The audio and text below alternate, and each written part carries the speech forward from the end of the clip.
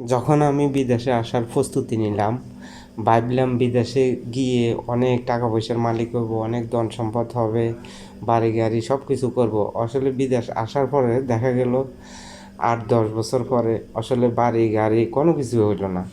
আসলে মহান আল্লাহ তাআলা সবার তকদিরে তো আর সমান রাখে নেই, কিন্তু এমনি বলা বলি চলে যে অমুকজন বিদেশে গিয়ে অনেক কিছু করে ফেলছে, জায়গা সম্পত্তি ধন দৌলত অনেক কিছু হয়েছে, আবার অনেকজনের হয় নাই। আসলে সবার তকদিরে তো আর সমান রাখে নেই মহান আল্লাহ তাআলা। যার তকদিরে যা রেখেছে তাই মেনে নিতে হবে।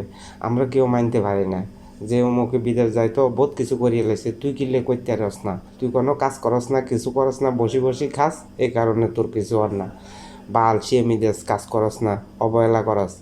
তো এই সমস্ত কথাবার্তা বলা হয়, মনে করেন আমার ফ্যামিলিতে বলা হয় না, অন্য অন্য ফ্যামিলিতে তো বলা হয় এই কথাগুলা। তো এগুলোই বাস্তব। আসলে বিদেশে মনে করেন যারা আছে একমাত্র তারাই বলতে পারে যে বিদেশে যে কেমন কষ্ট। আসলে কষ্ট কিসে, কাজে কি কষ্ট আছে? কাজে কোনো কষ্ট নাই। একমাত্র কষ্ট হচ্ছে এই দেশের তাপমাত্রা, গরম। একদিনের গরম মনে হয় যেমন 1 বছরের গরমের সমান বাংলাদেশের। এবার বুঝেন কষ্টটা কিসের মধ্যে। এখানে একমাত্র কষ্ট হচ্ছে যে গরমে।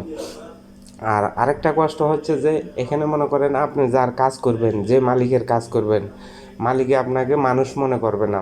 এভাবে চলতে হয় আমাদের সবাইকে। তো আসলে কি বলবো এখানে, মানে আমাদেরকে মনে করেন অনেক ধৈর্য সহ্য করিয়ে এ প্রবাসে আমরা জীবনযাপন করে যাচ্ছি। কি করব, কিছু তো করার না। হত দরিদ্র মানুষগুলো ঠিক এভাবে পড়ে আছে, দুঃখ কষ্ট বঞ্চনা লাঞ্ছনা সব কিছু খেয়ে না খেয়ে এই প্রবাসের মাটিতে দিন যাপন করছে।